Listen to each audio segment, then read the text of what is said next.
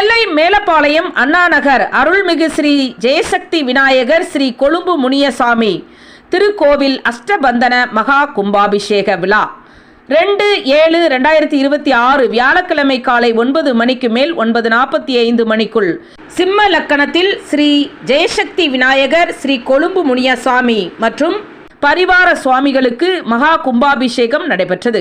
கும்பாபிஷேக விழாவினை முன்னிட்டு மங்கள இசை, 2ஆம் கால யாகசாலை பூஜை, வேள்வி பூஜை, நாடி சந்தானம், தொடர்ந்து ஹோமம், சுவாமிகளுக்கு மகா கும்பாபிஷேகம், ஸ்ரீ ஜெயசக்தி விநாயகர் ஸ்ரீ கொழும்பு முனியசாமிக்கு சிறப்பு மகா அபிஷேகம், சிறப்பு அலங்கார பூஜை நடைபெற்று பிரசாதம் வழங்கப்பட்டு அதனைத் தொடர்ந்து பொதுமக்களுக்கு அன்னதானம் வழங்கப்பட்டது.